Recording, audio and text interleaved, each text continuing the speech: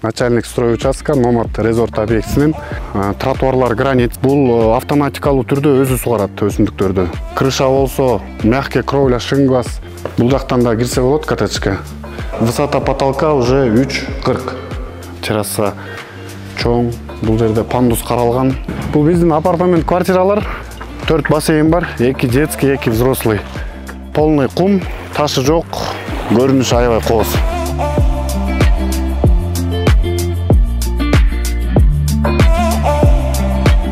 Саламатсыңарбы? Мен Нурлан, атым начальник стройучастка Номад резорт объектісінен. Номад резорт комплексін сіздерге көрсөтүп берейин.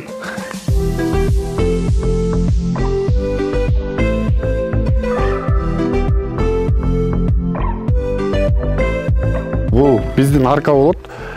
Бул аркада ворота болот, буюрса, Кудайым буюрса. Калиткалар менен шлагбаум, ошондой эле КПП через чип аркылуу киргендей кылабыз буюрса. Анан ушул жерлерде забордун түптөрүндө озеление болот. Газондор, туялар, брусчатка. Хоттон киргенден кийин мынакей ушул кичинекей жерде биздин өсүмдүктөр өсөт. Озеленение болот. Бул жер тротуар. Бул жер тротуар, граниттен базабыз. Кудайым буюрса мынакей бетонун куюп атабыз азыр. Бул болсо биздин приемный. Бул коммерческий блок болот сол жактагы. Ошондой эле нар жакта намазкана бар. Ушу жолдор болсо ушундай брусчатка, тротуарлар гранит, стоянка, ар бир коттедждин өзүнүн жеке стоянкасы бар, машина токтотуучу жери. Озелениялар болсо колоновидный туялар менен, Кудайым буюрса ушул жерлерди газон кылабыз, гүлдөрдү айдайбыз, дагы өсүмдүктөрдү кошобуз. Бул объектинин эң эле жакшы немеси өзүнүн водонапорный башнябыз бар, мынакей суу өзүбүздүн скважинадан. Анан трансформатор, 3 трансформатор коюлган. Тетигил бурчта турат. 3 трансформатор, бирөө 1000дик, 630-дук, анан 300-дүк. 2 фидердан келген, бирөөсү алато, бирөөсү алтын балалык. Бирөө өтсө, бирөө күйүп турат иштеп. Бул автоматический полив деп айтылат. Жакшы компаниянын производствосу менен жакшы качественный трубалар менен коюлуп атат. Бул автоматикалуу түрдө өзү сугарат өсүмдүктөрдү. Убактысы менен, сааты менен, бүт расчёту менен өзү сугарып турат. Автоматический полив. Полный объекттин озелениясы автоматический полив уланган.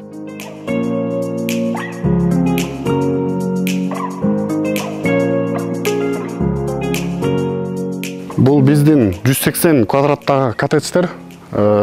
Сырты сары таш, экинчи слой. Фундаменттер граниттен, крыша болсо мягкий кровля шыңгас, жаз коридо деген түрү менен жасалган. Ошондой эле сары таштын алдында 2 слой базальтовый утепление, потолок базальтовый утепление, шыңгастын алдында гидроизоляция жана пароизоляция полный коюлган. Подкладочный ковер да чыталган полный.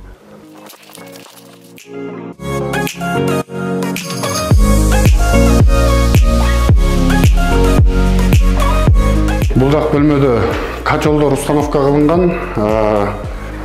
Бул полный водяной теплый пол. Ар бир комната, бардык комнатада водяной теплый пол, жана бул ичи антифриз менен заливать этип толтурулган. Насостору полный электрический котел установка болуп бүткөн уже. Кышкысын жылуу болот. Бул болсо холл, автоматтар уже туташтырылган, электричество кошулган коттеджге, ремонт кылганга даяр. Пол сухая стяжка коюлган. Бул болсо зал менен кухня совмещенный. Терезелерди көрдүңүздөр, от пола до потолка. Террасага ушу жана ушундай залдан террасага чыкса болот. Бул жер болсо мынакей кухнянын местасы. Бул болсо общий совмещенный санузел.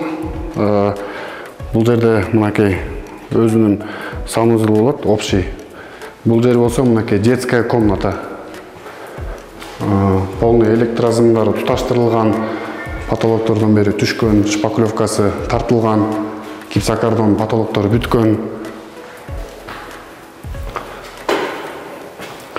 Ошондой эле биякта дагы санузел бар, общий, чоң. Бул жер дагы мынакей детский. Анан бул жер болсо мынакей родительский спальный. Бул өзүнүн родительский спальныйдын өзүнүн санузелу бар. Анан террасага бул жерден чыкса болот. Бул жер машина токтотчу жер. Бул жерде эки машина баткырса болот, анан негизги кире бериш үйгө ушул жерден болот. Ошондой эле бул жактан балдар менен, коляска менен пандус кире бериш каралган бул жерде.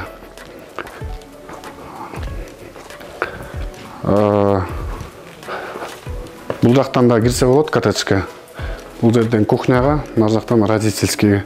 Терраса чоң. Бул жерде жайкысын отуруп эс алууга ыңгайлашылган жер. Освещениялар коюлган, ток берилген. Ошо бул жер болсо сад өзүнүн. Сад ар бир коттедждин бири-бирине оградалар живая изгородь менен болот. Туя брабант менен. Бул жер биздин экинчи типтеги коттедждер, 220 квадрат половой. Негизги кире бериш ушул жерден болот. Анан бул жер машина токтотуучу жери. Ушундай эле бул жактан дагы террасаны көздөй кирсе болот.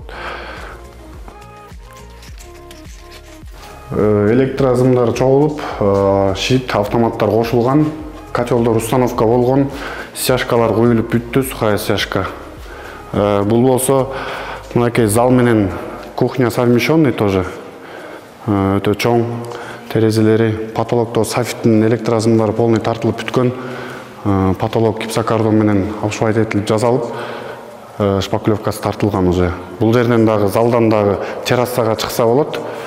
Нар жактан терезелер панорамный, высота потолка уже 3 метр 40 сантиметр бийик. Бул жер болсо мынакей детский комната, бул жер мынакей для детей санузел бар өзүнчө. И бул жер общий санузел чоң. Бул болсо родительский спальный,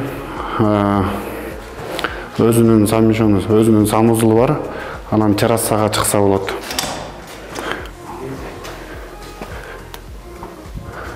Ошо залдан анан спальныйдан террасага чыгат.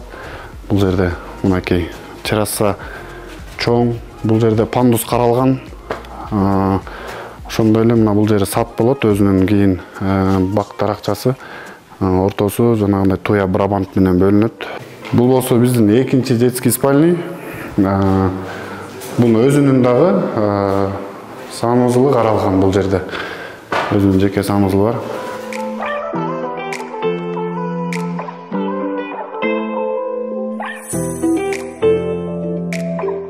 Бул биздин апартамент квартиралар, көлдү карап турат, айнектери.